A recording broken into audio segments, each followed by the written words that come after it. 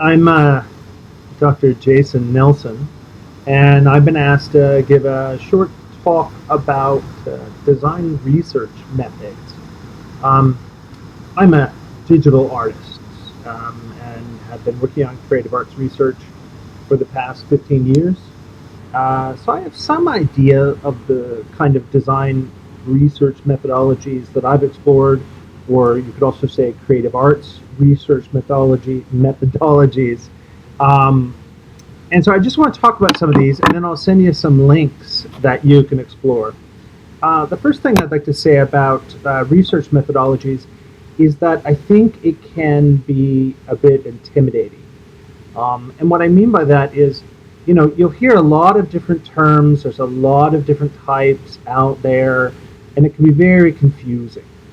And so I like to start off by kind of trying to put it into a more simple explanation. Um, and for me, the idea is that you have an inquiry that you have something you're trying to discover, right? You're trying to make something or do something or uncover something. You're trying to solve a problem. You're trying to explore the history of something. You're trying to create something that does something, right? So to do that in a way that actually proves that you've done it, to do it in a way that actually builds on knowledge, to do it in a way that actually offers research, that you're actually offering some type of proof that this thing that you've done does this other thing. Um, to do that, we have to provide some type of background for it, or we have to provide a research methodology, which is kind of like a roadmap. Like, how am I going to solve this issue? Now, the most common types of methodologies that people know about are things. Basically, it's divided into two different areas. One is qualitative and quantitative. So, quantitative. We'll start with that. Typically, quantitative has to do usually with scientists, people in the medical field, um, people who are getting data, and they want sort of raw numbers. So I might go out and get quantitative data about the number of certain types of trees in a forest. And so I will go out and get that information. Or maybe I want climate change data, right? Now, these are not the kind of things necessarily you're going to explore. Yes, you might have a quantitative aspect to what you're doing, but generally most of you are going to be doing qualitative. You're doing some sort of qualitative research, right? So most of you are making something. It's visual. Most of you are exploring. Perhaps you might have surveys, right? That's another example where you might actually do surveys. And that's your methodology, is you're going to ask people questions. And you can either ask them directly by going and, talking to them. Some people do research methods that ask, small groups questions. Or you have people play around and look at what you've done, right?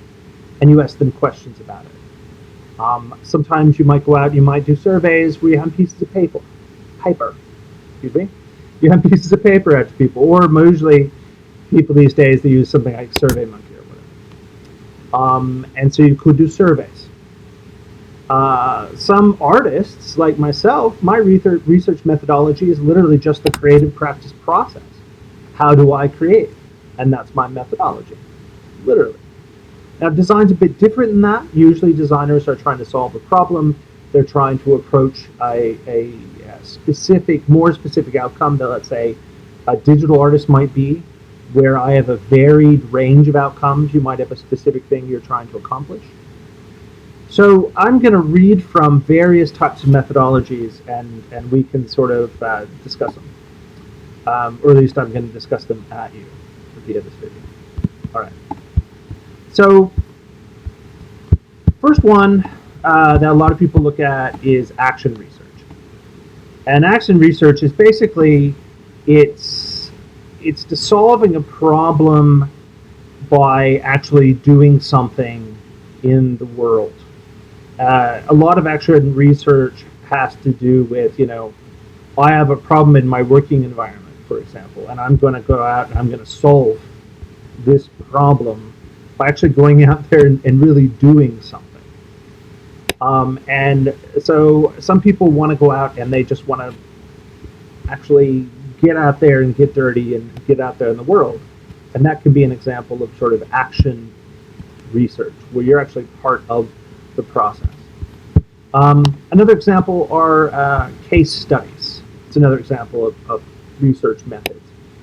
And case studies is when, you know, you're,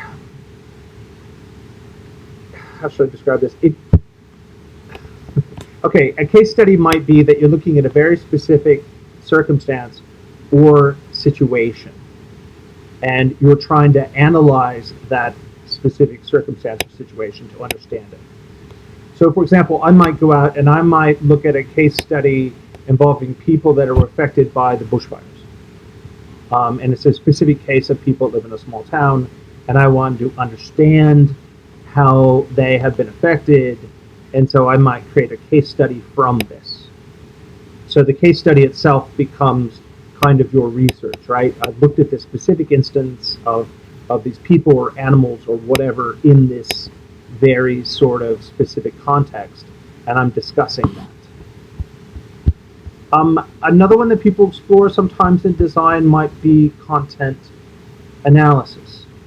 You can look at that a couple different ways, but a lot of content analysis is looking at, let's say, historical documents, or, for example, let's say you're a designer and you're looking at the historical use of dogs in advertising, and you want to look at how that has impacted people's views of animals. And you want to design a new type of ad that doesn't have to do with dogs or, you know, be any animal, but you want to look at a new type of ad that puts non-human animals on more of an equal footing, let's say. So you might actually look at the content from the past and try to understand that, to try to reevaluate it. This is also sometimes called historical research, which is when you're trying to use historical data. So you have both of those things. You know, a lot of these kind of research methods, they kind of mix together in strange ways. But some people just want to look at historical data, which is another example of sort of a research methodology, which would be historical research. You know, how can you look at the past and look at artifacts from the past, look at evidence from the past, and understand what's happening now, right? So you want to go into the history of something, and that is the research, and that's the way you're approaching it. Content analysis might be something more current, could be past, could be a range of things. There's also ethnographic. There's ethnographic research, and this is when, you know, usually you're looking at specific people. Obviously, ethnographic, you're looking at specific people, cultures, ways of life. And you're looking at a particular group or community, and you're trying to understand who they are and what they do, and how it relates to whatever your work is. Now, let me just stop you here for a second. I'm throwing a lot of stuff at you. I'm doing that because I'm trying to show you how there's a lot of different research methodologies out there. But I'm going to give you a few links. One of these is actually from our competing university that's really good. In fact, I've never seen such a good site in terms of summarizing all research methodologies. And so I'll send that to you, and you can explore it yourself. But I wanted to discuss it here. So you have ethnographic research. Some people look at focus groups. That's another example. I mean, you can see how these are kind of intertwined, right? Like, well, could you also do historical research and focus group research? Yeah. I mean, you can mix these things. Would you want to do a bit of action research and a case study? Yeah. I mean, you only have a year that you're doing honors, so you don't want to get in too deep. But, you know, you could explore different types of research methodologies in your thing. It's called mixed methods, when people sort of mix them together. And it doesn't really matter as long as you explain what you did and why you did it and how it proves whatever it is you're trying to prove, or how it proves your research question, how it adds to your research question, how it illuminates your research question. So let me repeat that. You can call it different things. There's lots of different types of research methodologies, but the main goal is to get some form of evidence or illumination or explanation or addition to what it is that you've uncovered in your research, right? So you have a goal, you have a research question, you have this thing that you're exploring. And you then need to figure out, how do you get there? How do you get to that point? And as researchers, we've developed different methodologies that other people have used in the past as a way of assisting you. Now, you're going to put your own twist on it, and that's okay. Of course, keep in mind that because there's so much information and history into this, it's probably not good to put too much of a twist on it, but obviously, you have your own angle, and that can be fine. All right, so more examples. So you have focus group research. You have something called longitudinal analysis. I'm just reading that here. Yeah, it's kind of like it says here, the statistical analysis of data collected over time or continuously at specific intervals. Yeah, I think that's designed for, I want to look at people who have been using this drug for 10 years and seeing what the impact is on them. So you probably don't have time for that in your understanding. Plus, you wouldn't get ethics for it. So don't do that. Another one is life histories or autobiographies. And I mean, that sounds weird, doesn't it? Like, how can that be a research method, autobiography? But that might be the way that you're trying to get across what you're doing, is through autobiography, or in other words, a biography of yourself or your family or your experience. And so life stories sometimes can be a really powerful way of showing your research. And so that could be a possibility as well. Again, all of these are on this list. Media analysis is another one. Media analysis is, best way of describing that would be things like looking at media. So you remember before when I said, case studies, or you could look at historical data. We'll see how historical research and media analysis might interact there, might overlap. Because media analysis is when you're looking at media and you're trying to understand something through your discussion or reading of media, right? Okay, well, great. Well, that's related. So if you're a visual artist or a visual designer and you're trying to understand a visual design that's been used in media, advertising, television, print media, whatever, then you could use this idea of media analysis to back up what you're doing. But that might have elements of a case study, or it might have elements of a historical analysis of some kind. You might even do a survey on top of that to see how successful you were. So, these things can be mixed, which is the next one here. Mixed methodology, which is when you're combining a few of them. Now, don't go crazy. Again, you only have a year, even less than a year, like 10 months, something like that. So with your research methodology, just try to choose a few approaches that you think are most effective, or just one approach, maybe even, ideally, and go with that. And if it changes, then you can switch it up. If it doesn't seem effective, then you need to try something else. That's what research is about. There are a range of different creative arts research methodologies that are specifically oriented towards artists. And there's a specific page on here that's kind of interesting. One, for example, is design research that looks at creative solutions to something, right? So maybe your methodology is to literally find a creative solution to something, and you might relate to other things that are happening. And there's a giant list of these. I mean, everything from, well, there's actually a designer's guide to doing research, which I'll send you. There's a handbook of critical and indigenous methodologies if you're exploring something in that area.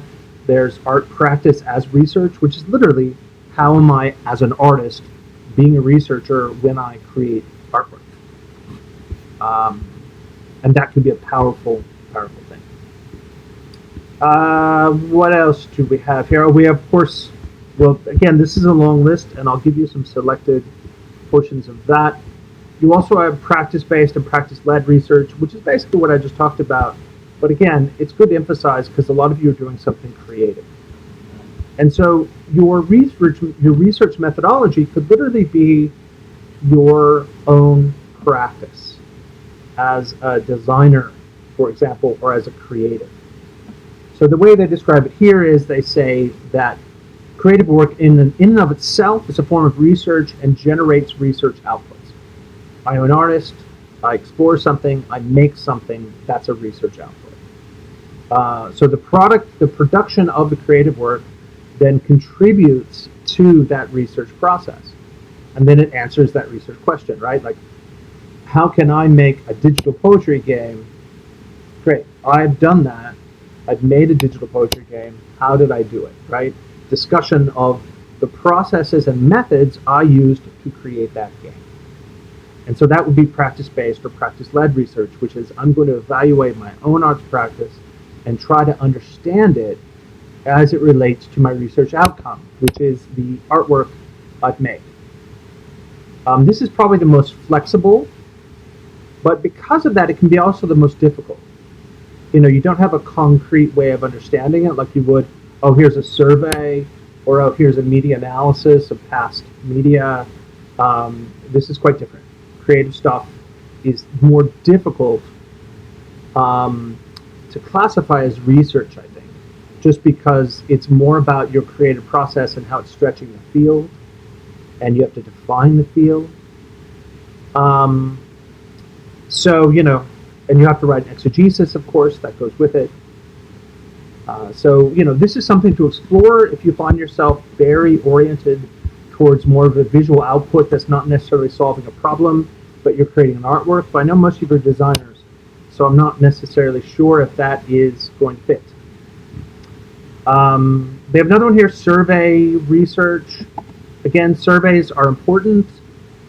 I actually don't use surveys, but I do know that before you do a survey, if you're going to do one and you're going to do survey research, it's very, very, very important that you do lots of research into what makes a good survey for the kind of survey you're doing. Surveys are notoriously leading, and that just means that, you know, I can write a survey that will make people answer in a certain way.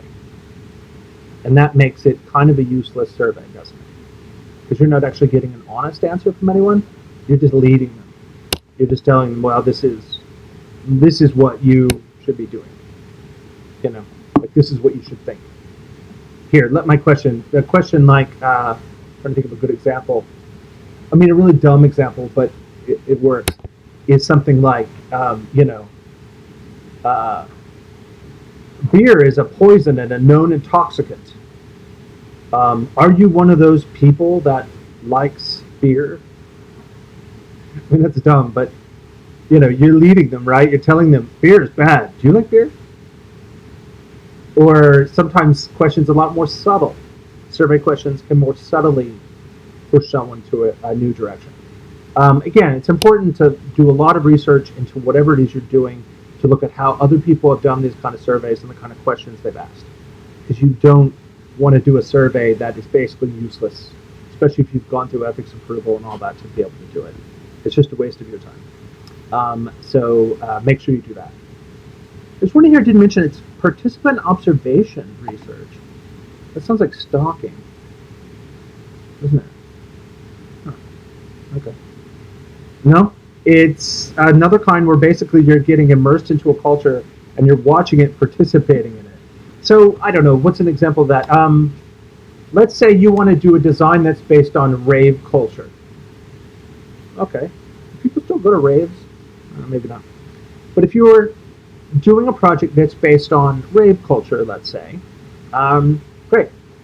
Okay, well, you might go watch people at a rave take notes, get lots of data just by watching people. So you're not interviewing anyone, you're not doing surveys, you're letting your own observation at the event be your research.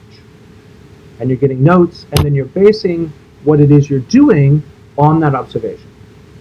Now, you have to be careful with this one because a lot of people think, oh, that's super easy. I'll just base it on my observations of the world. That doesn't count. You have to have a specific goal, specific place. You need to take notes. You have to be quite serious about it. You know, it needs to be a very clear and detailed approach if you're going to do something like that. Goodness, there's so many of these things, aren't there? Crazy. Oh, another thing that I think a lot of you might end up doing, especially if you're into product design, are usability studies. So, you know, aside from product design, if you're interface design, so that is something actually as a digital artist I do a lot of, which are usability studies. I mean, I'm not doing it in a massive way, but I do test everything I make because it involves interaction. And to know how people are playing around with something is very important to me because if no one can even get past the first level or no one knows how to interact with it, then it's kind of useless. So I do both informal and formal usability studies. And you know, you might think, oh, well, what if I just ask some friends to look at it and see what they think and tell me about their approach and what they do with it, how they interact with it. Well, that's a usability study, actually. I mean, you have to be more serious than that. You know, you need to set it up. You need to not influence them. You need to not hover over their shoulder as they're playing with your artwork and telling them what to do, because that makes it useless. But there's usability studies, and you might find that that is relevant to what it is that you're doing. All right, there's a few more on here, but I won't go through them all. I'll let you look through them if you want. So I will send you these links, and you can explore them. I'll send you 4 or 5 different links that look at different types of research methodologies. One of the things that I would suggest you do is to start thinking about this in class. So, you know, maybe break into small groups or something and to look at what are some different types of research methodologies you could use. So go to one of these links and start looking through them and thinking, okay, well, what kind of approaches could I use to solve this thing that I'm trying to solve or accomplish this thing I'm trying to accomplish, to uncover or discover the thing I'm trying to uncover or discover. So what are some different ways I could go about doing that? And how can I do that in a robust and rigorous and academically strong way? Again, you have to be serious about all this. I mean, you know, handing out a survey might seem simple, but it is not. You need a lot of participants, and you really have to go through and refine it and refine it and refine it and refine it for it to be effective. And I've seen lots of surveys that are terrible. So don't just do it to do it. You know, actually really make it useful to what you're doing, because otherwise it'll reflect poorly on your project. Same thing with everything else. If you're going to do media analysis, for example, you really need to go through and go in depth. I mean, spend a lot of time looking into as much as you possibly get. Don't just look at a few examples and think, I've done it. You know, you might just hit on the wrong examples. It's very important for you to continuously research on that and find as much as you can. You know, maybe you just want to look at case studies or action research, fine. However it is you're approaching it, you need to take it seriously, have a plan, and get usefulness out of it, if that makes sense. Okay, I hope I've confused the heck out of you, because believe me, the idea of research methodologies confuses me too. But I think if you think of it again as a simple thing, which is you're trying to do something, how do you go about doing that? And you think about designers in the world, artists in the world, this is what they do all the time. They just don't have to write about it as much. Well, they might have to do it in a report or at their work, but they're not writing a long honors research project about it necessarily, right? So you need to discuss this in part of your exegesis. But more importantly, you'll be doing it because it helps your research. And that's the most important thing.